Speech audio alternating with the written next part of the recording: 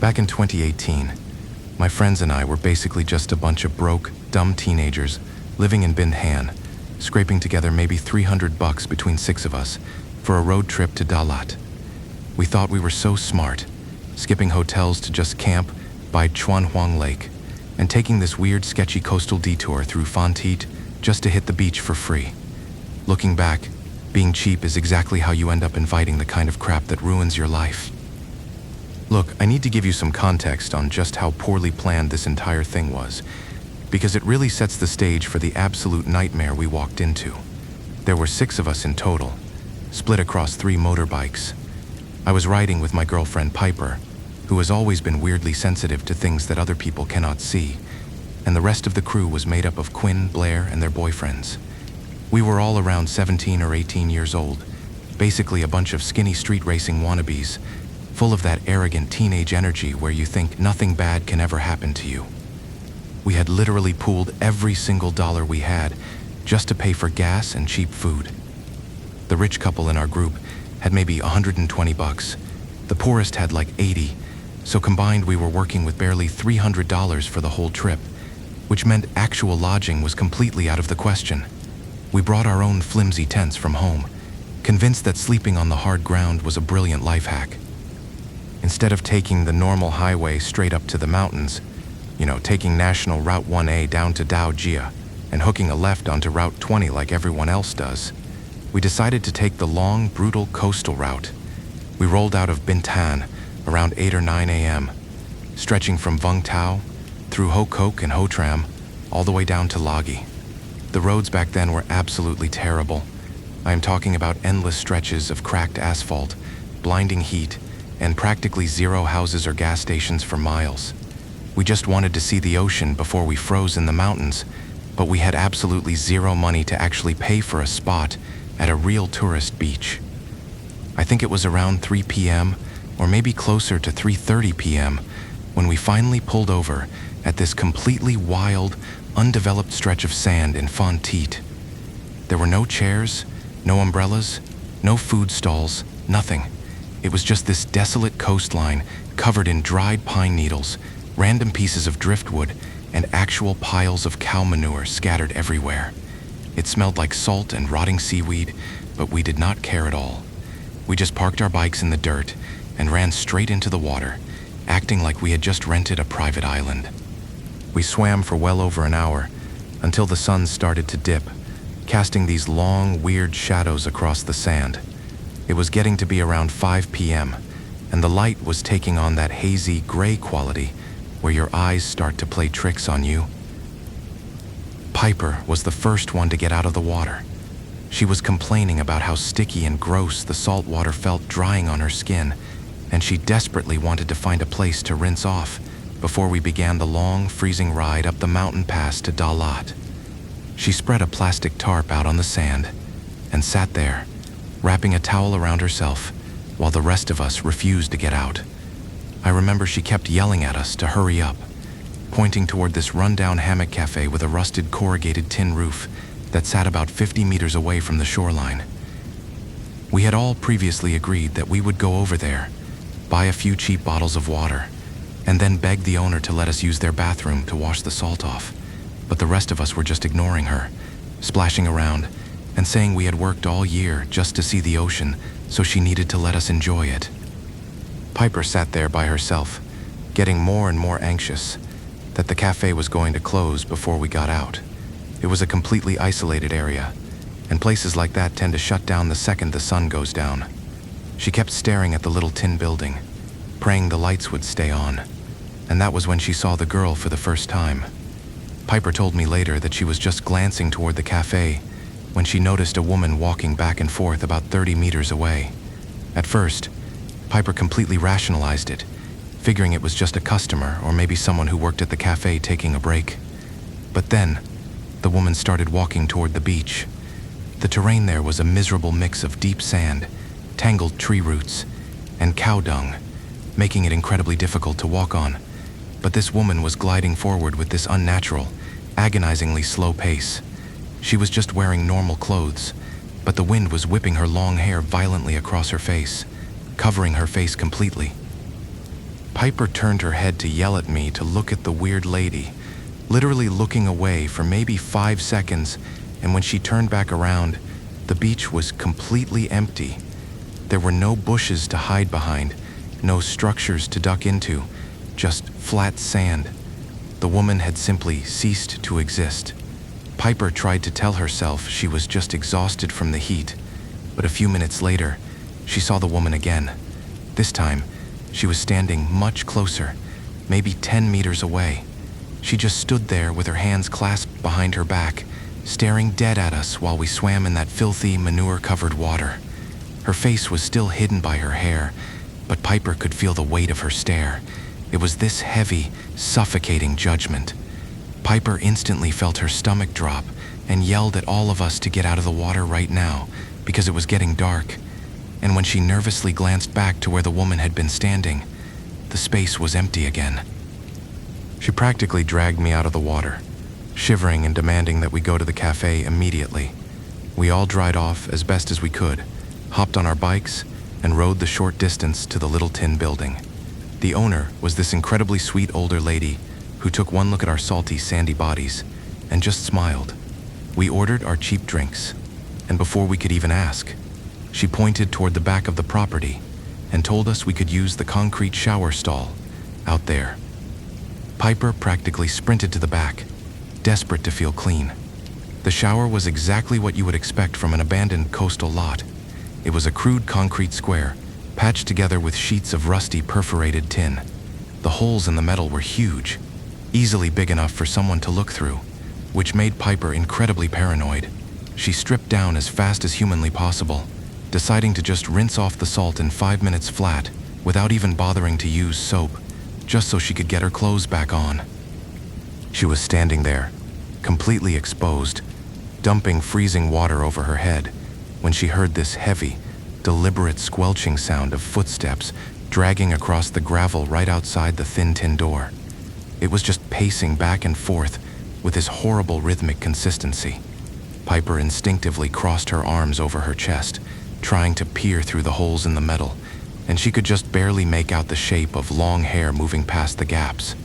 Assuming it was Quinn or Blair waiting for their turn, Piper called out to them, telling them to hold on a second because she was almost done. Nobody answered. The heavy, dragging footsteps just kept pacing back and forth. Getting a little nervous, Piper raised her voice and apologized, saying she was just a customer and she would be out in a minute. That was when the pacing stopped and a voice drifted through the rusted tin. "Hey, sweetie, my name is Vaida. You just keep showering. I am in no rush. I can wait for you. Remember, my name is Vaida." Piper completely froze. The tone was so strangely intimate, way too freaking close and personal for a total stranger. It made her skin crawl, but she just politely agreed, desperately throwing the last few cups of water over her body and scrambling into her clothes. She shoved the tin door open, expecting to see this overly friendly woman standing right there waiting, but the space directly in front of the door was completely empty. Piper looked around in confusion and finally spotted her. The woman was not standing near the shower at all. She was standing several meters away, on the opposite side of a tall chain-link fence, standing perfectly still in an overgrown dirt lot. She was just staring at Piper, wearing a pale yellow shirt with this terrible hollow smile plastered on her face. Piper was incredibly creeped out by how fast the woman had managed to cross the yard and jump a fence without making a single sound, so she just put her head down and hurried back to the front of the cafe to sit with us. The rest of the group took their turns showering, but nobody else saw or heard anything unusual. We sat there for about 30 minutes, tying our bags to the bikes and getting ready for the brutal night ride up to Dalat. Right as we were about to leave, Piper realized she really needed to use the bathroom. She told us to wait and ran back to the concrete stall at the rear of the property one last time. Because she was wearing heavy riding gear, knee pads, and stiff jeans, it took her a significant amount of time to actually get her belt undone in the cramped, damp space. While she was struggling with her clothes, the pacing outside started again. The heavy crunch of gravel circling the tin walls. Piper was so frustrated and assumed her friends were messing with her, so she angrily shouted through the wall asking why they had not gone to the bathroom during the last 30 minutes instead of rushing her now. She finally managed to pull her clothes down and sat on the toilet. The stall was so tiny that her face was maybe half a meter away from the rusted metal wall in front of her. She let out a breath, tilted her head up, and felt her heart completely stop. Right there in the tin wall, perfectly level with her face, were two jagged, rusted holes. And staring directly through those holes, unblinking and wide, were two human eyes. Piper actually choked on her own breath, instantly squeezing her legs together and screaming at the top of her lungs, demanding to know who the hell was spying on her while she was in the bathroom. The same voice from earlier casually floated through the metal. "It is just Veda, sweetie. Remember, my name is Veda. You just go ahead. I am not going to rush you." Piper was absolutely shaking with anger and fear, screaming at the woman to get away from the door and calling her a freak. The voice just continued, completely ignoring her panic. "It is Veda. Remember I was watching you all swim earlier? Remember we talked when you were showering?" Piper realized it was the same crazy woman from the beach and just yelled that she remembered but to leave her alone. The presence outside went completely silent. Piper hurriedly finished up, her hands trembling as she pulled her heavy jeans back up, just wanting to get out of that claustrophobic nightmare. She reached out and shoved the tin door outward, but it only moved about an inch before it hit something solid. It felt exactly like someone was standing on the other side, leaning their entire body weight against the metal to keep her trapped inside. She pushed harder, managing to force it open maybe half a hand span, only for the door to be violently shoved back in her face. She frantically asked who was out there, and the voice answered, muffled through the metal. "It is Veda. Just stay here and run the cafe with my mom. I get so lonely out here by myself. You should just stay with me forever." Piper was on the verge of a total panic attack. The cafe was deep, and the bathroom was easily 40 meters away from where the rest of us were sitting. Luckily, she had her phone in her pocket. She pulled it out with shaking hands and called me, begging me to come to the back because some insane woman was trapping her in the stall. I obviously jumped up immediately, sprinting to the back of the lot. I heard my own heavy footsteps echoing in the quiet yard. I reached the concrete stall, grabbed the edge of the tin door, and yanked it open effortlessly. I looked at Piper, confused, and asked her where the person was, trying to figure out if I was looking for a man or a woman. Piper pointed a shaking finger at the space right in front of the door, swearing that a woman had been standing right there blocking her. But the yard was completely empty. There was nowhere to hide. I just assumed some local prankster had run off into the bushes, so I grabbed Piper's hand and we hurried back to the bikes. When we got back to the group, Piper was breathless, telling the girls about this absolute lunatic named Veda who had spied on her through the wall and tried to trap her. The second Piper said the name Veda, Quinn and Blair went completely pale. They looked at each other, their eyes wide with terror, and practically demanded to know if the woman had long hair and was wearing a pale yellow shirt. Piper was completely taken aback and asked if they had seen her too, thinking they could validate her story. Quinn shook her head, her voice trembling, and explained that when they went back there to shower together, they noticed something Piper somehow had not. Directly across the chain-link fence, in the exact spot Piper had seen the woman standing earlier, was a freshly cemented grave. It was completely tiled, with a brand new portrait bolted to the headstone. The name carved into the stone was Vada. The picture on the grave was a woman with long hair and a pale yellow shirt, exactly as Piper had described.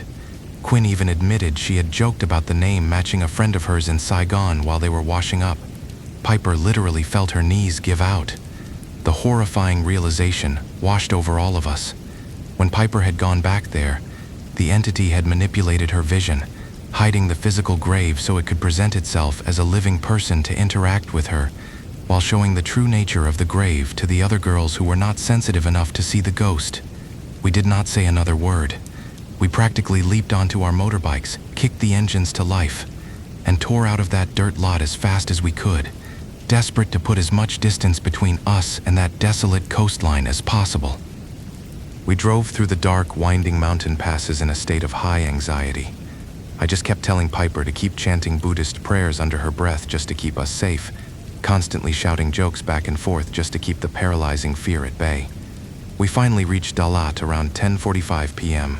The air was freezing, a massive contrast to the coastal heat. We went straight to the night market, shivering in our light jackets, and stuffed our faces with hot food, trying to convince ourselves the worst was over. By the time we finished eating, it was creeping past 11 p.m. Our brilliant plan to camp for free immediately hit a wall when the local security guards chased us away from the main square, warning us that pitching tents there ruined the city's aesthetic. We were exhausted, freezing, and desperate, so someone suggested we just ride down to the far end of Xuanhuan Lake, down near the flower gardens where it was completely pitch black and deserted. We found a secluded grassy patch surrounded by heavy trees right near the water's edge. A neighborhood watch patrol rode past us, but seeing how hidden we were, they just ignored us. We scrambled to set up our tents in the dark, the whole process taking maybe 10 minutes. Adrenaline and cheap liquor were keeping us awake, so all 6 of us huddled together outside the tents, cracking open a few bottles of Korean soju and eating cold meat skewers. We sat there laughing and drinking until maybe 1 a.m. Piper and I had been flirting and touching all night, practically giving each other the green light that once everyone went to sleep, we were going to hook up to ward off the cold. When the group finally split up and crawled into their respective tents, Piper and I zipped ourselves in. We were lying there in the dark, holding each other, getting right into the heavy petting and making out to warm up. And then, entirely out of nowhere, Piper started to cry. It was not just a few tears. She was actively sobbing, her chest heaving, crying like someone had just ripped her heart out. I was completely thrown off. I asked her what was wrong, and she just kept gasping for air, telling me how incredibly sad she was, and begging me to promise that I would never abandon her. I was so confused and honestly getting pissed off because I was horny as hell and completely ready to go. We hadn't argued at all, and she was acting like we were in the middle of a devastating breakup. I spent 45 minutes just rubbing her back, whispering reassurances, trying to pull her out of this bizarre depressive spiral. Finally, she wiped her face and told me she just needed to step outside to get some fresh air and change her mindset. She promised she would be right back and that we could hook up just like we planned. She unzipped the flap and crawled out into the freezing night. I lay there in the dark, wearing only my shorts, shivering and waiting. I figured I would give her 10 minutes. When almost 20 minutes passed and she had not returned, I grew frustrated. I pulled back the canvas window flap and peered out into the darkness. I saw Piper sitting about 30 meters away, right on the muddy bank of the lake. She was not looking at the water. She had her head turned to the side, nodding rhythmically, and gesturing with her hands as if she was deep in conversation. But there was absolutely no one there. She had left her phone in the tent, so she wasn't on a call. She was just talking to the empty, freezing air. I did not want to put my clothes back on and go out into the cold, so I just unzipped the door a crack and hissed her name, telling her to come back to bed. She slowly stood up and trudged back to the tent, her head hanging low. She crawled inside, her face completely pale and devoid of emotion. She sat down heavily and told me we would have to cancel our plans for the night because she was just too depressed after talking to a woman named Lennon outside. I just stared at her, totally lost, as she proceeded to tell me this incredibly detailed story. She explained that she had gone outside to clear her head and ran into a 28-year-old single mother named Lennon. Lennon had apparently confided in Piper about her tragic life, explaining how she had divorced an abusive husband named Tate, only to fall madly in love with a younger guy named Declan. She said she actually lived right there in Dalat, but she couldn't bring herself to go home. Declan had promised to bring his parents up to formally ask for her hand in marriage, but instead he manipulated her, drained her emotionally, and abandoned her to marry someone else in Saigon. Piper told me that Lennon was so destroyed by the betrayal that she was just wandering the edge of the lake in the dark. I was so incredibly pissed. I thought some random depressed local had just trauma dumped on my girlfriend and completely cock-blocked me for the entire night. I told Piper she needed to ignore other people's drama and stop letting a stranger affect our relationship. But Piper just kept crying, saying that all men were the same and that I would probably abandon her just like Declan did to Lennon. The mood was completely dead. I was furious, so I just aggressively pulled my clothes back on, rolled over to the far edge of the tent, and pulled my phone out to blindly scroll through nothing, actively ignoring her. Piper retreated to the opposite corner of the small space, pulling her knees to her chest and sobbing quietly into her arms. We were separated by maybe 2 feet of space, but the air in the tent felt suffocatingly thick. About 7 minutes went by of just the sound of her crying, when I noticed she was starting to mutter under her breath. At first, I tried to block it out, but then the words became clearer. She was rambling in this breathless, panicked rhythm, begging these random men to come back to her. She kept crying out for Declan, asking why he abandoned her when he promised to take care of her baby. Then she started crying about Tate, saying her life was cursed and that she was better off dead. I had reached my absolute limit. I whipped around, furious that my girlfriend was crying over other men's names while lying in a tent with me, and I yelled at her to stop acting insane. Piper slowly lifted her head from her knees. It was Piper's face, but whoever was looking out of her eyes wasn't her. Her eyes were completely bloodshot, bulging with this unnatural, terrifying intensity. The muscles in her face were slack, pulling her mouth down into this devastating, hollow grimace. When she spoke, the voice scraping out of her throat was guttural and heavy, with a grief that did not belong to an 18-year-old girl. "I am in so much agony, sweetie. I already survived one terrible marriage. I threw myself into this lake because I couldn't take the betrayal anymore. And now there is absolutely no one left to feed my baby. I completely lost my fucking mind. I threw myself backward, violently kicking the zipper of the tent open, and scrambled out onto the wet grass, screaming at the top of my lungs that Piper was freaking possessed." The commotion woke the entire camp. My friends came stumbling out of their tents, some of them not even fully dressed, their faces pale in the moonlight. None of us dared to step inside Piper's tent. We just formed this terrified semicircle outside the flap, staring in. Piper was sitting perfectly cross-legged on the sleeping bag, swaying back and forth, her head thrown back as she wailed in that horrifying, unfamiliar voice, endlessly crying about the baby she had left behind when she drowned herself. After a few minutes of absolute paralysis, Quinn dropped to her knees on the grass, shaking uncontrollably, and clasped her hands together in prayer. She tearfully begged the spirit to leave our friend alone, promising that we would buy food and paper money to offer at the lake the very next morning. The moment Quinn mentioned the offerings, the dead woman occupying Piper's body slammed her hands over her face and let out this ear-piercing, furious shriek. "I do not want your useless offerings. I want to be alive. I want to raise my baby. I do not want to be dead." The sheer primal terror in that scream broke whatever hesitation we had left. It was pure survival instinct. We all rushed the tent simultaneously, grabbing Piper by the arms and shoulders, and violently dragged her out into the cold air. We abandoned everything. The expensive tents, our heavy jackets, our bags, we left it all in the dirt. We shoved Piper into the middle seat of my motorbike, sandwiching her so she could not jump off, and we gunned the engines. As we tore down the dark road beside the lake, Piper did not physically fight us, but she kept throwing her head back, screaming into the rushing wind about her baby, her voice echoing across the black water. We drove like absolute maniacs for maybe 3 kilometers until we finally hit the bright, glaring streetlights of the main city square. We pulled over instantly, my heart hammering against my ribs. I grabbed Piper by the shoulders and shook her, screaming her name over and over again. She blinked rapidly, her eyes darting around the brightly lit street, before she looked at me with total confusion. Her voice was completely normal again as she asked why we were on the bikes and if she had gotten too drunk and fallen asleep outside. Whatever was inside her just dropped her the moment we entered the light.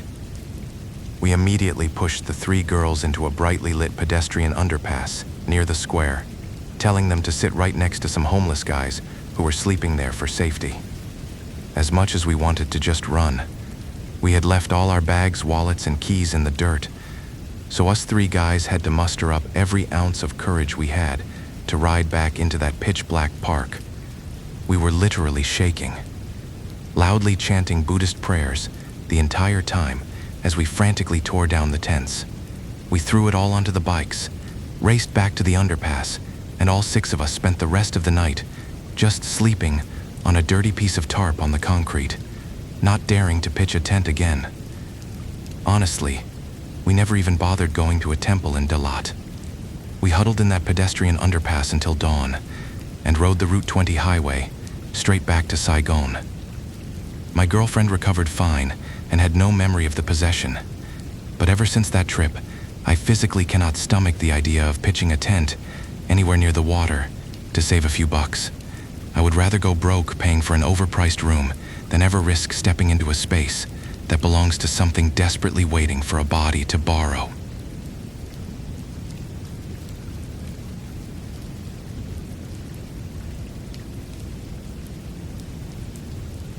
So, I gotta keep my real name out of this since I still work for the government, but you can just call me Dayton. Back in 2014, I had been out of college for about a year and landed this gig at the Environmental Resources Department up in Hajiang. For that first year, my life was just dragging GPS gear around under the blazing sun, sweating my butt off while tailing these older surveyors to measure city plots and boundary lines. It was a massive pain in the neck, but the paycheck was actually pretty decent, so I just sucked it up and did the work. I mean, when I say it was a pain, you have to understand the sheer physical toll of this job. We were hauling these massive, heavy satellite poles, thick battery packs, and bundles of wooden stakes everywhere we went. Hajiang heat is no joke. It is this thick, suffocating humidity that makes your clothes stick to your skin the second you step out the door. We spent most of 2014 and the early half of 2015 just baking on concrete sidewalks, dealing with angry landowners, and mapping out urban zones. It was exhausting, but it was predictable. You clock in, you sweat your body weight out, you go home, and you get paid. And for a guy fresh out of school, bringing home something around $400 or $500 a month was a massive deal back then. I was practically rich in my own mind, so I never complained when the older guys made me carry the heaviest bags. But things started to get weird toward the end of 2015. We had pretty much finished all the suburban districts and the populated rural areas, so the higher-ups handed down a new directive. They wanted us to push deep into the remote mountains and ancient forests to map out topographical boundaries. I remember looking at the map coordinates and thinking it was completely pointless. There were no roads out there, no infrastructure, and absolutely zero people. I asked one of the senior guys why we were risking our necks to measure a patch of wild jungle, and he just shrugged and mumbled something about a government development project that wouldn't even break ground for another 5 or 7 years. That is just how state work goes. You do what you are told, even if it makes absolutely zero sense. So, I found myself packing a heavy hiking bag, following these veteran surveyors who were all well into their 40s. These guys were tough, chain-smoking pragmatists who had been walking these mountains since the 80s. As we were loading up the trucks to head to the drop-off point, one of the oldest guys in the crew started talking about the specific forest we were heading into. He said he had actually surveyed the edge of it decades ago when there were no dirt paths, meaning they had to hike over mountains and wade through chest-deep rivers just to get there. The terrain had shifted so much over the years from landslides and overgrowth that all the old data was useless now.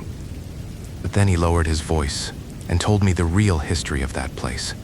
He said that 20-something years ago, before anyone ever tried to map it, that deep section of the woods was completely lawless. He heard from the local loggers that 3 different ethnic minority tribes used to live out there, completely isolated from the rest of the country. They had their own rules, their own society, and eventually, their own massive civil war. He was going on about how this stupid fight over land just spiraled into an absolute bloodbath. They did not have guns, so they just slaughtered each other with farming tools, machetes, and axes. He talked about people getting disemboweled in their sleep, families getting decapitated, and bodies just being dumped in the dirt.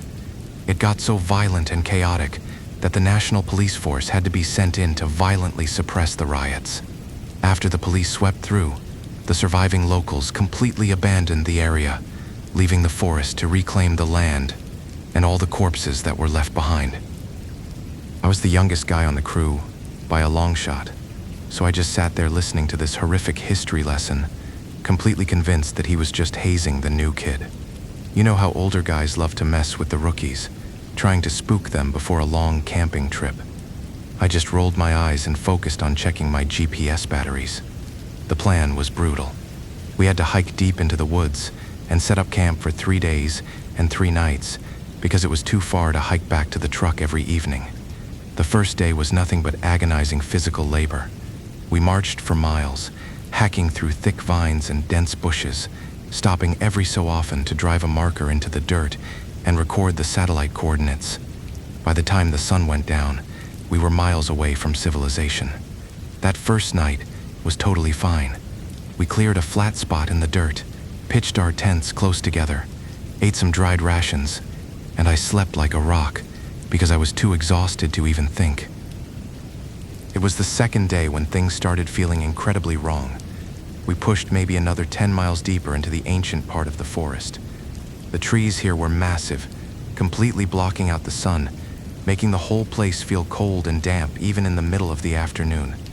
We finished our measurements around dusk and were looking for a place to set up camp for the night when we stumbled upon something that made my stomach drop. Right there, in the middle of this untamed, overgrown jungle, was a massive, perfectly flat concrete foundation. It was huge, maybe 40 feet across, and easily over 100 feet long. It looked like the floor of a large communal building that had been completely leveled to the ground. The craziest part was that there were patches of old, faded ceramic tiles still clinging to the concrete. It literally proved people actually lived out here in the middle of nowhere. I remember standing there, staring at the tiles, feeling this creeping sense of dread as the older guys nonchalantly explained that this used to be the self-sustaining village square for those ethnic tribes they mentioned earlier. They said there used to be a market, a school, and a clinic right here on this spot before the massacres happened. That was the exact moment I realized the old surveyor was not trying to scare me. The slaughter actually happened, and we were standing right on top of the killing floor. The older guys did not seem to care at all. They just saw a clean, flat surface that would keep us off the wet dirt and away from the snakes. They started sweeping off the dead leaves and pitching their tents right on the concrete. I was a bit weirded out, but I followed suit. I decided to pitch my small single-person tent a few yards away from the main group. There was a big age gap between us, and I just wanted to lay back, put my earphones in, and listen to some music without bothering anyone or listening to them snore. I crawled into my sleeping bag early, completely drained from the hike, but the moment I closed my eyes, the nightmare started. I am not talking about a bad dream. I am talking about a relentless, exhausting cycle of psychological torture. I managed to sleep for maybe 2 or 3 hours total, but I swear I had over 10 different dreams. I would fall asleep for maybe 15 minutes, and my brain would immediately plunge into these incredibly vivid, high-definition visions of absolute carnage. I saw the tribal people screaming at each other, wielding heavy wooden clubs and rusted sickles. I heard the distinct sound of people cursing and fighting over land borders. The scenes kept shifting, jumping from a chaotic wedding between 2 rival families straight into a massive bloody ambush. It was so visceral. I could actually smell the metallic tang of blood in my sleep. I saw people getting their limbs hacked off with machetes, stomachs being ripped open with farming tools, and heads rolling across the exact ceramic tiles I was sleeping on. It was like I was watching a documentary of the massacre through the eyes of someone who was trapped in it. I kept waking up in a cold sweat, my heart hammering against my ribs, only to fall back asleep minutes later and get sucked right back into the slaughter. By the time I woke up from the 3rd dream, I was completely fed up. I sat up, rubbing my face, feeling incredibly annoyed and exhausted because I knew we had to hike another 12 miles the next day. I tried to force my eyes stay open, but my eyelids were so heavy and every time they drooped, the image of a severed head would flash in the darkness, almost like someone was forcing me to watch a playback of their trauma. I checked the glowing dial on my watch. It was a little past 2 a.m. I took a long sip from my water bottle, listened to the rhythmic snoring of my coworkers echoing from the other side of the concrete slab, and lay back down, hoping the nightmares were finally over. I closed my eyes, and that was when I felt it. It started as this horrible, prickling sensation crawling up the back of my neck. My instincts flared up, screaming at me that I was not alone in my tent. It was that distinct, heavy feeling of eyes burning into the back of your head. I slowly rolled over on my sleeping pad and opened my eyes. Sitting right there on the concrete, just a few feet away from my thin mesh tent door, was a boy. He looked maybe 12 or 13 years old. He was incredibly skinny, completely shirtless, wearing nothing but these filthy, ragged black shorts. His hair was a wild, matted mess sticking up in every direction. He was sitting with his knees pulled up to his chest, his head resting on his knees, and he was staring dead at me. My brain completely short-circuited. I opened my mouth to ask who the hell he was and what a kid was doing alone in the middle of an abandoned jungle at 2 a.m., but my jaw would not move. I suddenly realized my entire body was locked tight. It was not just sleep paralysis. It felt like two massive, invisible hands were pinning my shoulders straight into the ground. I could not twitch a finger. I could not make a sound. I could only breathe in shallow, panicked gasps as I stared back at him. When he saw my eyes widen, he spoke. His voice was soft, speaking in my language, but with this strange, heavy regional accent that made the words sound thick and clumsy. "You need to lie still. If you move, they will stab your guts out. Do not move or they will chop your head off." His face did not look threatening. It looked devastated. It was this bottomless, ancient kind of sadness that did not belong on a child's face. He rested his chin on his knees, his dead eyes locked onto mine, and he just kept talking in that eerie, flat tone.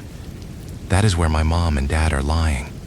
They stood up to run and grab me, and then people stabbed them. They chopped their heads off. Just lie still. Do not end up like my parents." The absolute second those words left his mouth, a new sound started right behind my head. It was right outside the thin nylon fabric of my tent, mere inches from my skull. It was the sound of breathing, but it was so wet, so ragged, and so full of agonizing pain that it made my stomach drop into a bottomless pit. It was the sound of lungs filling with fluid, accompanied by this heavy, dragging noise like wet meat sliding across the concrete tiles. I was absolutely terrified, my mind screaming in primal panic as I forced my paralyzed eyes to dart toward the back corner of my tent. Through the sheer mesh fabric, illuminated by the pale moonlight filtering through the canopy, I saw them. There was a man and a woman lying pressed tightly against the outside of my tent. They were piled on top of each other, completely covered in thick, dark blood that was pooling onto the concrete. I could see the gaping, ruined flesh on their bodies, their limbs twisted at impossible angles. My brain completely broke. I was losing my freaking mind, internally screaming every curse word I knew, trying to thrash my body, trying to break the invisible weight crushing my chest, but I was totally trapped in my own skin. The boy just sat there, watching me suffocate on my own terror, whispering those same words over and over again. "Do not move. If you move, you will look like them." I lay there frozen in absolute horror for what felt like hours, listening to the agonizing, wet gasps of his butchered parents right next to my ear. And then, completely out of nowhere, the boy just stood up. That super depressing look on his face just completely wiped clean. He started skipping, literally skipping away from my tent, whistling this high-pitched, cheerful little tune. He wandered over toward the older guys' tents, peered inside one of them for a few seconds, and then just skipped right off the edge of the concrete slab and disappeared into the dark tree line. The moment he vanished, the horrifying breathing behind my head just abruptly stopped. The crushing weight on my chest evaporated. I gasped for air, bolting upright, my entire body slick with freezing sweat. I whipped my head around to look outside the back of the tent, but there was nothing there. No bodies, no blood, just empty concrete. I grabbed my watch with shaking hands. It was almost 3 a.m. The detail, the physical weight, the smell of the blood, it was too real. I knew for an absolute fact that I was awake the entire time. I was so deeply terrified that I unzipped my tent, sprinted across the dark concrete, and aggressively shook one of the older guys awake, begging him to let me squeeze into his tent for the rest of the night. He groggily looked at me, cursed me out for waking him up, and told me his single tent was way too small for 2 grown men. He just zipped his door shut in my face. I had no choice but to walk back to my lonely spot, crawl into my sleeping bag, and sit completely upright, staring at the mesh door, flinching at every single gust of wind, until the sun finally came up. When morning finally broke, I frantically packed my gear and told the senior surveyor exactly what happened.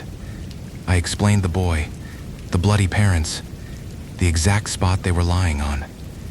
Instead of taking me seriously, the guy just laughed in my face. He told me I was just a soft city kid with a weak mental state, and that his campfire story had clearly gotten into my head and gave me a nightmare. He patted my shoulder and said the military came through and dug up all the human remains over 40 years ago, so there was nothing left out here to be afraid of. No one believed a word I said. I felt completely insane, but before we hiked off that concrete slab, I quietly pressed my hands together and bowed to the empty space, just out of sheer respect and fear. We spent the entire 3rd day hiking a massive loop to map the outer boundary of the forest, heading slowly back towards civilization. By late afternoon, we realized we were not going to make it out of the tree line before dark, so we decided to set up our final camp under the sprawling branches of this absolutely massive, ancient tree. The sun dropped, and the temperature plummeted. We tried to get a fire going using dry branches, charcoal, and lighter fluid, but something was bizarrely wrong. Every single time the flames caught and started to rise, this sudden freezing gust of wind would whip out of nowhere and completely snuff it out. The wood was bone dry, the fluid was highly flammable, but it just would not burn.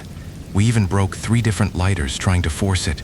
I was standing there shivering, and my anxiety was skyrocketing. I looked at the lead surveyor and warned him that we were being messed with by the unseen, reminding him that I had encountered the dead the night before, and that the ghost boy was probably following us and blowing out the fire. Once again, the older guys erupted into laughter. They mocked me relentlessly, telling me if I was going to piss my pants over the wind, I should go back to an air-conditioned office because I clearly did not have the spine for field work. I shut my mouth, but the unease in my gut was twisting into a hard knot. That night, the older guys all huddled their tents close together near the trunk of the giant tree. I set mine up a good 20 feet away. It was only around 8 p.m., maybe 9 p.m., so I was completely wide awake. No one was drinking. There was no alcohol involved. My mind was totally sharp. I was just lying on my back, staring at the nylon ceiling, waiting for sleep. Then, the sound started. I heard the unmistakable crunch of heavy footsteps, stepping on dry leaves. It was not just one person. It sounded like 3 or 4 pairs of feet slowly and deliberately, pacing in a tight circle. At first, my logical brain tried to justify it, thinking maybe the older guys had gotten up to take a leak. But the footsteps kept circling, going round and round my tent in this maddening, relentless rhythm that made my head throb. I finally had enough. I lifted my head, craning my neck backward to look out the top mesh window toward the giant tree. The instant my eyes focused on the darkness outside, my body completely locked up again. I was frozen in this incredibly painful, twisted angle with my neck craned backward. I could not blink. I could not lower my head. And right there, bathed in the pale moonlight filtering through the canopy, I saw the family. It was the boy from the night before, walking in the front. He was still wearing the filthy shorts, his skin covered in dirt, but there was not a single drop of blood on him. But following closely behind him were his parents. They were a walking slaughterhouse. The moonlight illuminated them perfectly. highlighting the massive, gaping slash across the mother's throat. Her tattered clothes soaked in black blood. The father was shirtless, his chest and stomach completely perforated with deep, jagged stab wounds. They were not floating like typical ghosts in movies. I watched their bare, rotting feet physically step on the dead leaves, producing that loud, crushing sound. They just kept slowly pacing in a circle around my tent.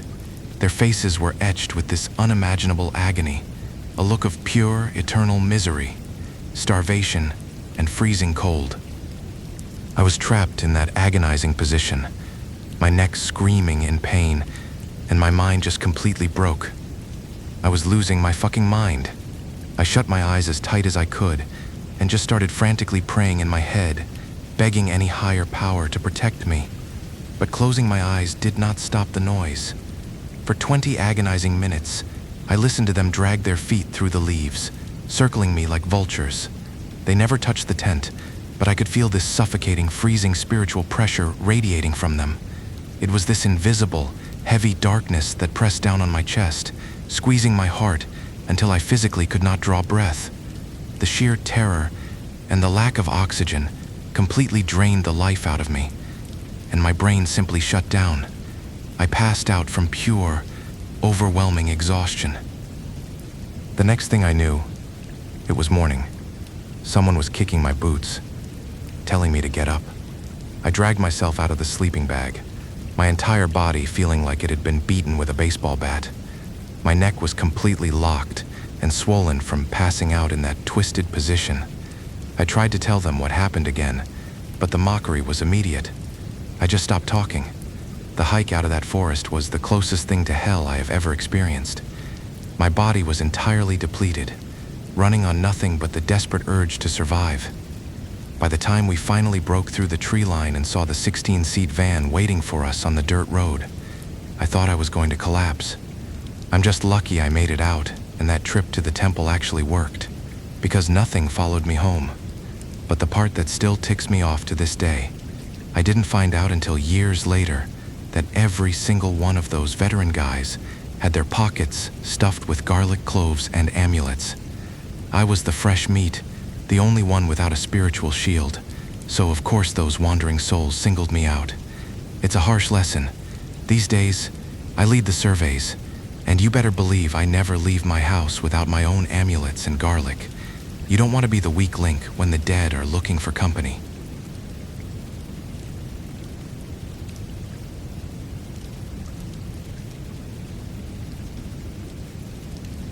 I need to talk about what happened at my high school, but there is no way in hell I'm dropping the actual name.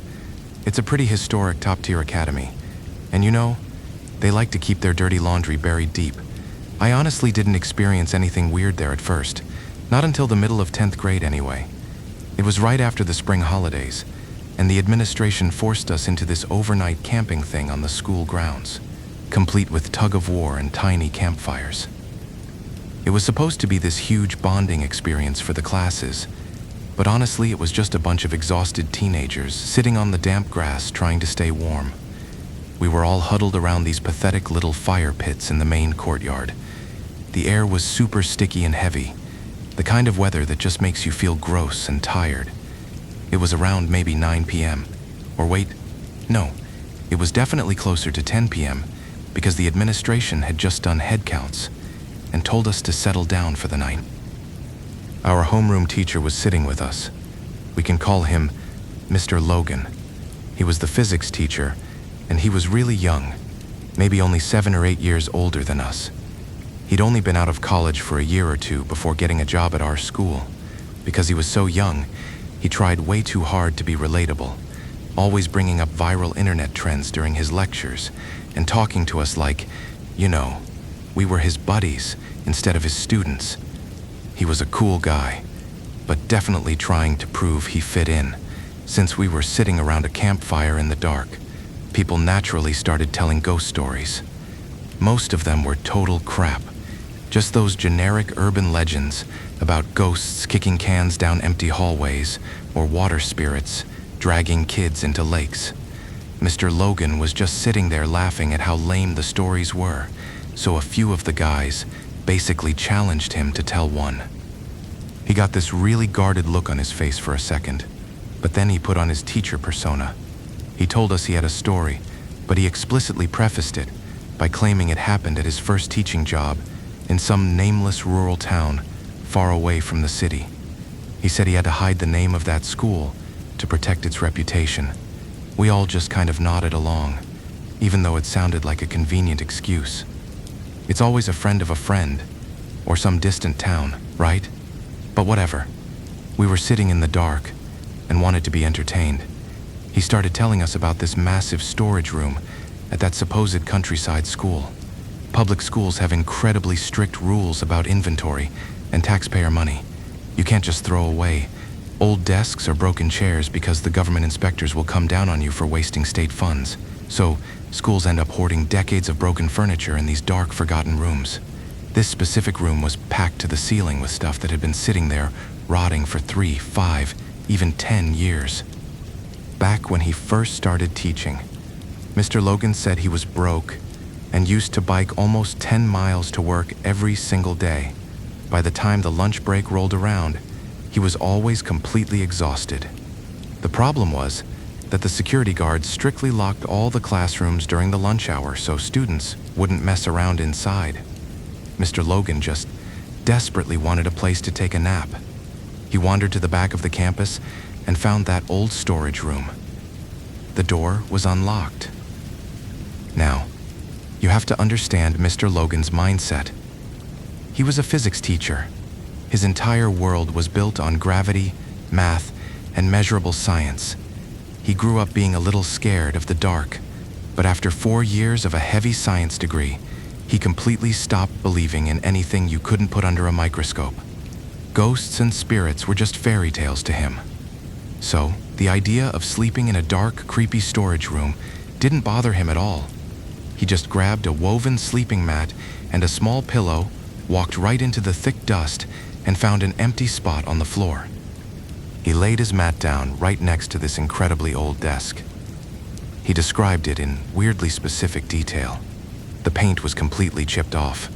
It was one of those heavy, vintage desks with an iron frame.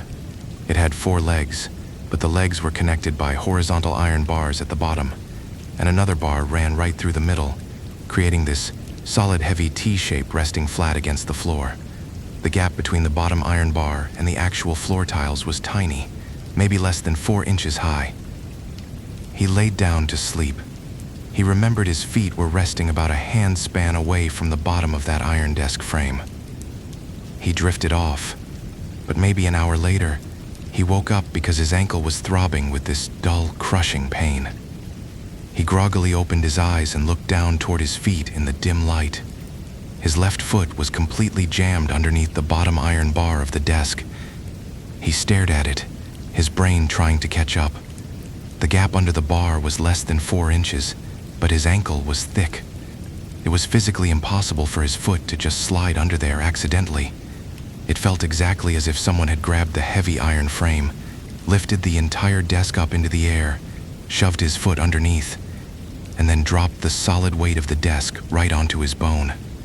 The pressure was intense. He panicked a little and tried to yank his foot out, but it was stuck fast. He actually had to sit all the way up, grab the iron frame with both of his hands, and heave the desk upward just to free his leg. He said the desk was incredibly heavy, topped with solid wood and stacked with old chairs. It took real physical effort to lift it.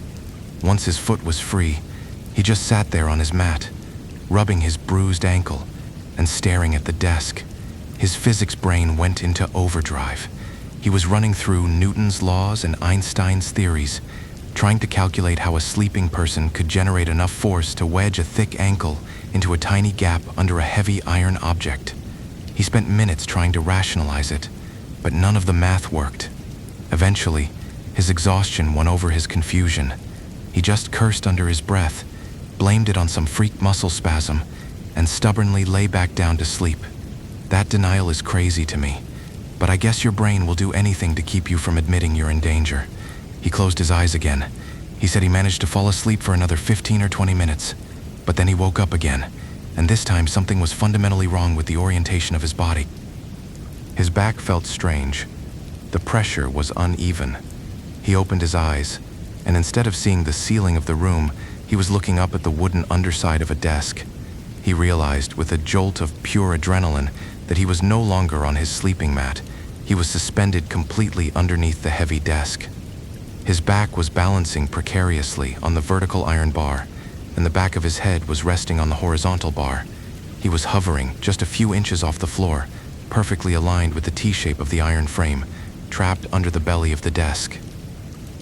The space under there was incredibly suffocating. It was so tight that his chest was almost touching the bottom of the wood. All of his rationalizing just vanished.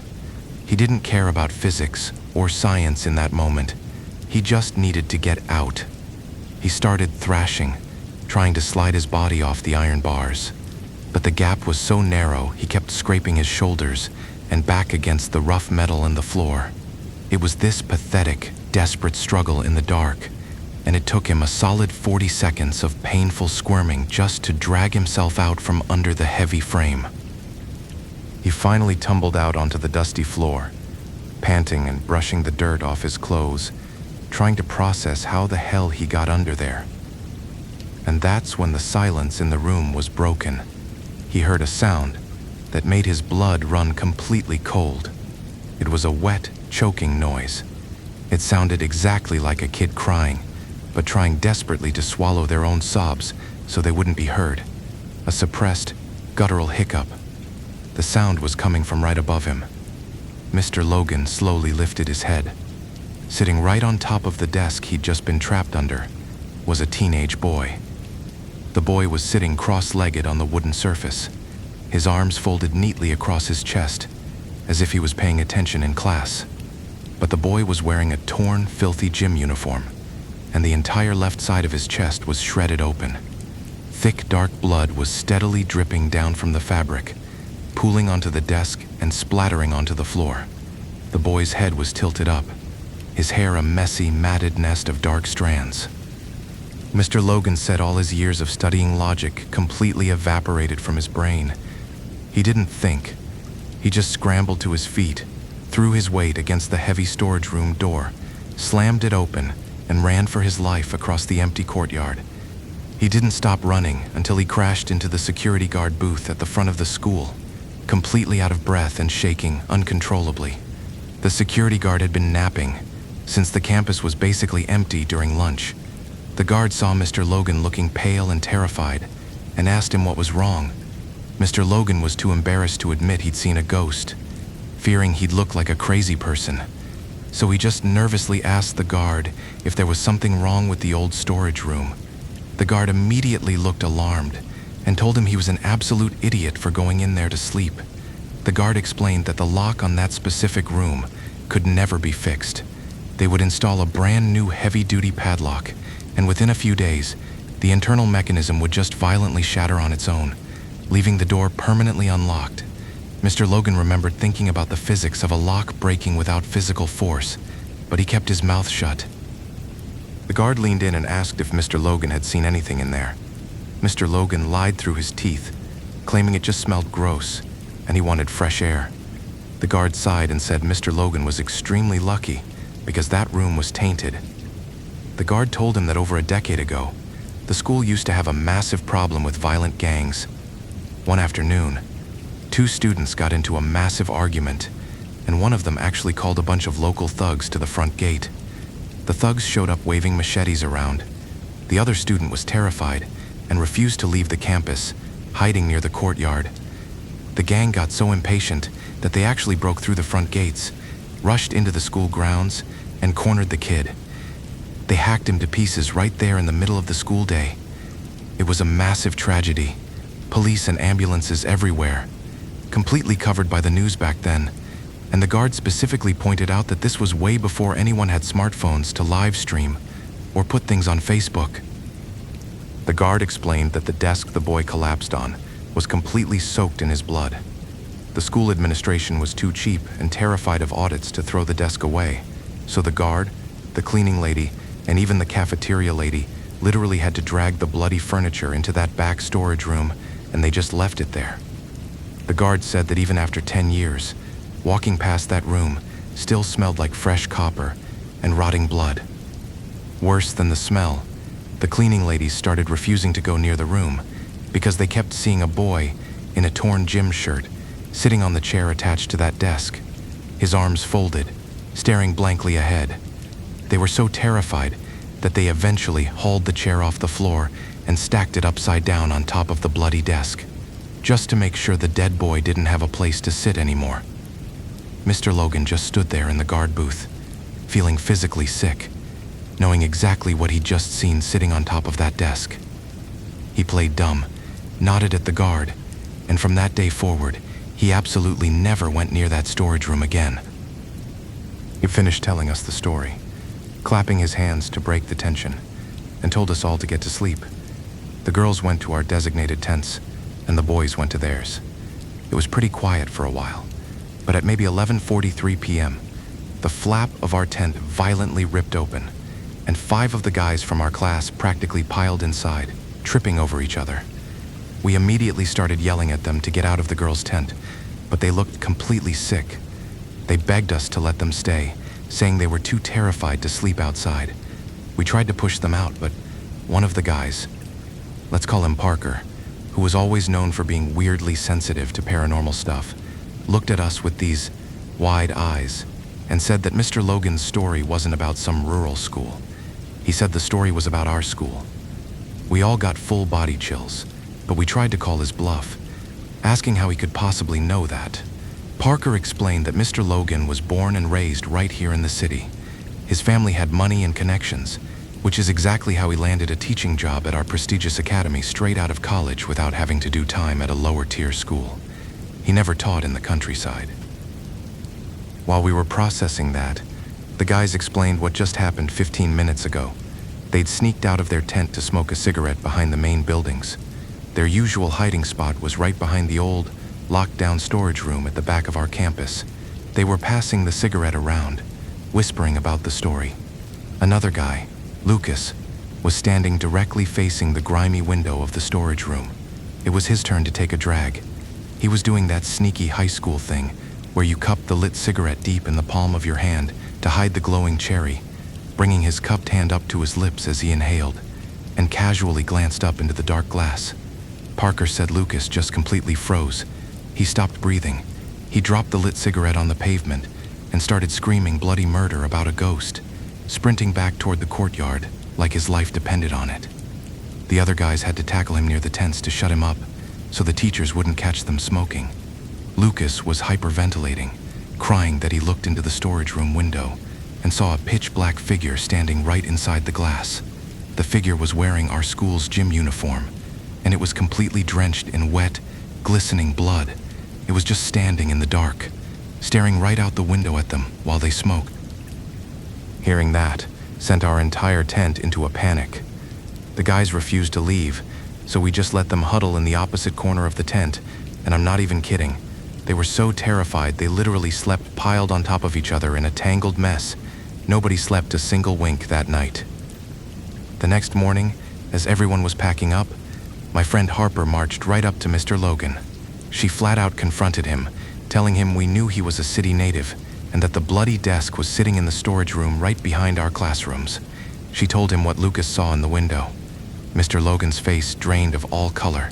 He completely lost his confident teacher persona. He started stammering, terrified that the story would spread and the administration would fire him for causing a panic among the students. He immediately tracked down Lucas, bought him a bunch of sodas, and practically begged him to keep his mouth shut, promising to turn a blind eye to the smoking if they just buried the story. That reaction basically confirmed everything. You would think that was the end of it, but this school has a lot of dark corners. Fast forward to the end of the year, late May. We'd finished our final exams, and were just showing up to class to kill time before summer break. We cornered Mr. Logan again during a free period, threatening to expose the storage room secret to the principal if he didn't tell us if anything else had happened to him on campus. He caved pretty quickly. He sighed and said he did have one more experience, but he immediately went back to his old lie, swearing blind that this second story also happened at his buddy's imaginary rural school. We just rolled our eyes and told him to get on with it. He told us about the staff restroom. And just for context, by the time this specific restroom incident happened to him early in our 10th grade year, he'd actually been teaching at our school for about 5 or 6 years, so he knew the place inside out. In this supposed school, the teachers had a dedicated restroom that was much nicer than the student ones, but it was completely unisex. There was a main door that locked, and inside were 2 separate stalls divided by a solid wall. Because it was unisex, the teachers had an unspoken, unwritten rule to avoid awkwardness. The female teachers always used the inner stall, and the male teachers always used the outer stall nearest to the door. You only broke the rule if it was an absolute emergency. One afternoon, Mr. Logan was in the middle of a lecture when his stomach completely cramped up. He was in serious pain. He gave his students a reading assignment and practically jogged down the hall to the staff restroom. He pushed the main door open and saw that both the inner and outer stall doors were wide open. The room was completely empty. Following the unwritten rule, he stepped into the outer stall and pushed the door shut. The very second his stall door clicked shut, he heard the inner stall door slam shut with a loud clack. He paused, assuming a female teacher had quietly walked in right behind him without him noticing. It was awkward, so he kept completely quiet, sitting down and pulling out his phone to quietly scroll through social media to distract himself. The bathroom was dead silent. His throat felt a little dry, so he gently cleared his throat. Immediately, from the inner stall, someone cleared their throat. But it wasn't a female teacher. It sounded exactly like a grown man. Mr. Logan frowned, thinking maybe one of the other male teachers was in there, and decided to mess around. He waited about 10 seconds, and then purposefully cleared his throat a second time, a little louder. The exact same sound echoed back from the inner stall. Perfect timing, perfect pitch. He started getting genuinely annoyed, thinking another adult was playing a stupid prank on him like a child. He reached over and aggressively flushed the toilet. The toilet in the inner stall flushed at the exact same time, the rushing water drowning out his thoughts. He reached down and slammed the heavy plastic toilet lid down with a loud bang. A split second later, the lid in the inner stall slammed down with the exact same bang. Mr. Logan lost his patience. He raised his voice, demanding to know who was over there playing games. The bathroom went completely silent for a heavy, agonizing second. Then, a voice spoke from the other side of the partition. "Who is over there?" The words were identical, but the voice was completely wrong. Since he'd been teaching there for years, he knew everyone's voice. But this didn't belong to any teacher or security guard at that school. It was an unnaturally deep, distorted, guttural sound, like someone speaking through a layer of thick mud. It sounded wrong on a fundamental level. Hearing that voice completely shattered his anger, replacing it with this freezing, primal terror. It scared the absolute fucking life out of him. The hair on his arms stood straight up. He didn't say another word. He just slowly reached out with trembling fingers and pushed his stall door open. As his door creaked open, the door to the inner stall creaked open at the exact same speed. He held his breath and cautiously peeked through the gap, fully expecting to see a person standing there. But as the inner door swung wide open, the stall was completely, utterly empty. There was nobody inside, nobody to tap their foot, nobody to flush the toilet, nobody to speak. He didn't scream. The panic was too tight in his chest. He just turned and power walked as fast as humanly possible toward the main exit.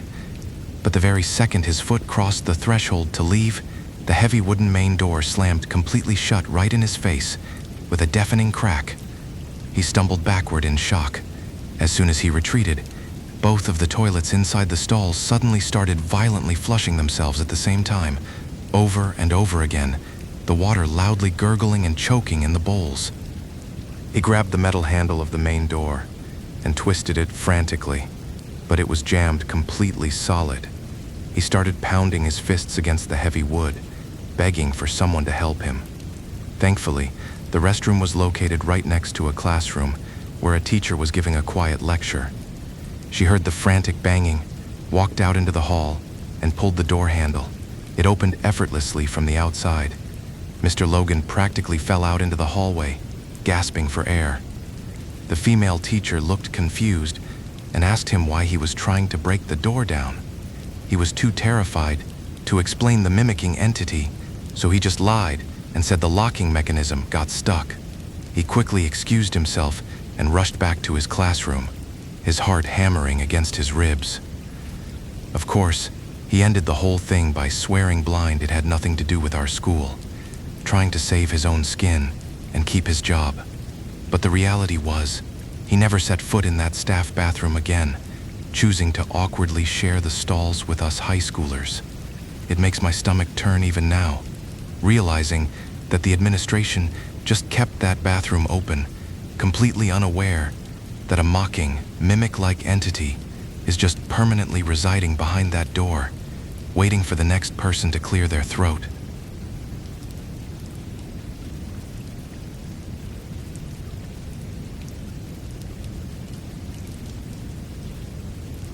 I was around 16 or 17 at the time, part of this church youth group, and we were heading out for a camping trip in the woods of Loch 9 that was actually supposed to include these outdoor sermons about how Jesus went out into the wilderness back in the day.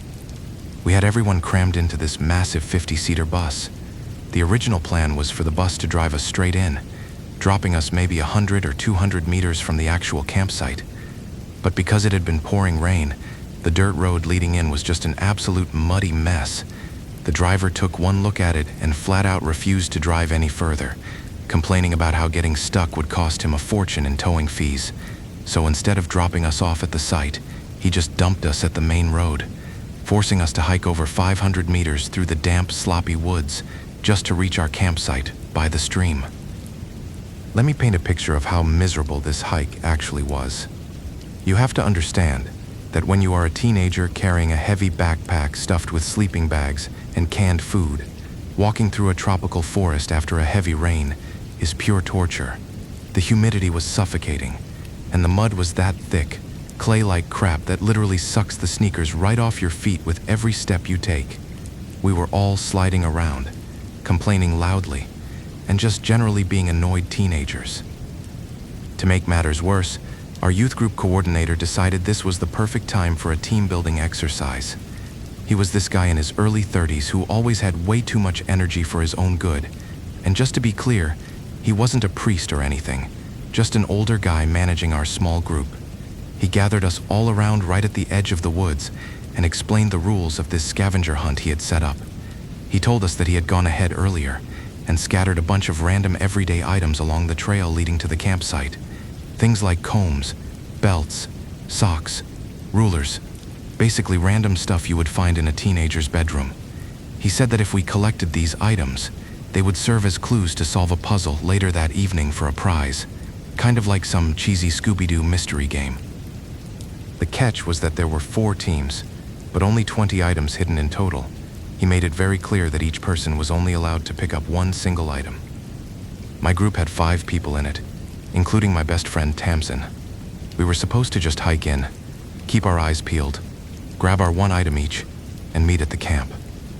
A 500-meter walk should have honestly taken us maybe 20 minutes at most. Wait, no, it definitely took us over an hour, because we were all acting like lunatics digging through the wet ferns and bushes trying to find these stupid clues. People were finding the most mundane things. One guy found a plastic geometry compass. Another girl pulled a dirty leather belt out of a bush. Someone else picked up a single random sock, and I think I saw a muddy gardening glove. I managed to spot a wooden ruler half buried in the mud and shoved it in my pocket. And then there was Tamsin. We were about halfway to the campsite when Tamsin suddenly yelled out that she had found her item and that her mission was officially over. I walked over to see what she was holding, and my brain just kind of short-circuited for a second. She was holding a single tiny shoe. It was this really faded pink color, though you could tell looking closely at the seams that it used to be a bright, vibrant red before the sun and rain bleached it. It was clearly a child's shoe, the kind with a single strap across the top, probably meant for a little girl around 7 or 8 years old. It was completely rotted and caked in dry mud. I immediately told her she was being an idiot, I pointed out that the coordinator had specifically told us the clues were things relevant to teenagers, like school supplies and hair accessories. I explained to her that we were in a public ecotourism area and that some tourist probably just dropped it.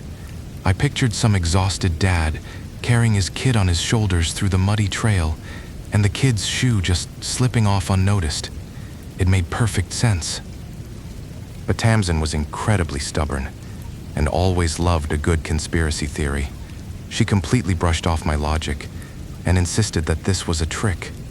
She told me it was probably the hardest item to find, like a golden ticket, and that it was meant to throw us off. She refused to throw it away and proudly carried this crusty, rotting child's shoe for the rest of the hike. By the time we finally dragged ourselves into the clearing near the stream, it was around 4 p.m. We were exhausted and covered in dirt. The coordinator called all the teams up to present the items we had found. When it was our team's turn, Tamsin confidently slapped the pink shoe down on the folding table. The coordinator looked at it, looked at her, and flat out told her that it was not part of the game. He actually looked a bit grossed out and told her she had just picked up random forest garbage. I totally laughed in her face and told her I was right all along. I suggested she just toss it in the campfire pit, but Tamsin just stubbornly snatched it back and shoved it into her backpack. She mumbled something about how there was probably going to be a plot twist later, and that whoever held on to the weirdest item would get bonus points. Neither of us thought anything sinister about it. We just thought it was a piece of junk. There was zero thought of anything paranormal crossing our minds at that point. The rest of the evening was pretty standard. We ate dinner, did some activities, and then eventually went to set up our sleeping arrangements. Calling them tents is honestly a stretch. They were just these flimsy plastic tarps propped up with sticks over the hard dirt, with some thin mats laid down inside. We were all crammed in together, but everyone respected boundaries. The 2 guys in our group took one side of the tarp, and the 3 girls, including Tamsin, took the other. Tamsin and I ended up sleeping right near the opening of the tarp, separated by maybe a foot of space. It must have been past 2 a.m. or something. The forest was pitch black, and the white noise of the crickets and the flowing stream was almost deafening. I couldn't sleep because the ground was digging into my back, so I was just lying there staring at my phone screen on the lowest brightness. Out of nowhere, Tamsin shifted in her sleeping bag and whispered my name. Her voice was raspy, like she was talking in her sleep. She asked me to do her a favor and take the shoe outside to give it back to the little girl waiting by the tree. I just stared at the dark outline of her face. I reminded her that I had told her the shoe was a stupid idea to begin with, and asked her what the heck she was talking about. She let out this really annoyed sigh and pointed a finger toward the opening of the tarp. She told me that a little girl had just tapped her on the shoulder and asked for her shoe back. Tamsin said she told the kid to wait a second while she dug into her backpack, but when she turned around, the kid was already standing way out by this massive old tree, just staring back and smiling at her. Now, right outside our campsite, there were these ancient trees with trunks so wide it would take 3 grown men to wrap their arms around them. Their thick roots spilled out into the dirt like giant tentacles. I rolled my eyes so hard it hurt. I asked her why she didn't just hand it to the kid when she was right there, instead of making me do it. Tamsin just sleepily mumbled that she didn't know and begged me to just go drop it off so she could sleep. I was annoyed, but I figured some kid from another camp group had actually wandered over looking for her lost stuff. I dug into Tamsin's bag, pulled out the crusty pink shoe, and crawled out of the tarp. The cold air hit me instantly. I walked over to the giant tree she had pointed at. I stood there shivering in the pitch black, sweeping my phone flashlight around the massive roots. I called out softly, asking if anyone was there, and saying I had the shoe. Nothing, just the sound of the wind moving through the canopy. I got pretty pissed at that point. I marched back into the tent, threw the shoe into the corner, and angrily told Tamsin to stop messing with me because there was absolutely no one out there. Tamsin just groggily argued back that the kid had literally just been standing there smiling at her. I told her she was dreaming, turned over, and finally managed to drift off. I don't know how much time passed, but suddenly Tamsin was waking me up again. This time she was poking me hard in the ribs. She told me to take the shoe to the girl. I was so exhausted, I felt nauseous. I aggressively asked her where this imaginary kid was now. Tamsin just casually said the kid was up in the tree. I froze. I slowly turned my head to look at her. She explained that the kid kept calling her name over and over, and it was giving her a headache. She told me she didn't know how to climb trees, so I needed to just throw the shoe up into the branches so the kid would shut up. Because our tarp was open at the front, I could literally tilt my head back and see the dark silhouette of the branches towering above us against the night sky. My brain just refused to process how stupid that sounded. I aggressively reminded Tamsin that this shoe was tiny, meant for a little kid, and asked her how a 7-year-old could possibly climb a 20-foot tree in the middle of the night. Tamsin didn't care. She just whined and begged me to throw it up there so the noise would stop. I was too tired to argue with crazy. I grabbed the shoe, crawled halfway out of the tent, and looked up into the darkness. I couldn't see a single thing up there.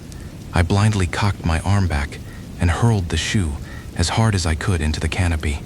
The forest was dead quiet until I heard the shoe rustling violently through the leaves, and then a heavy, sickening thud as it hit the dirt right near the base of the tree. I didn't even care. I crawled back inside and immediately passed out. The next time I opened my eyes, the air was freezing. It must have been around 5 a.m. because the sky was still pitch black due to the dense canopy blocking any early morning light. Tamsin was sitting straight up, wide awake. She looked at me and asked if I had physically handed the shoe to the girl. I rubbed my eyes and mumbled that I just threw it at the tree like she asked, and it fell down to the roots. Tamsin let out this frustrated groan and complained about how I couldn't do one simple task. She told me that the girl had been cursing her out for the last hour. I sat up, suddenly feeling very awake. I asked her what she meant by cursing her out.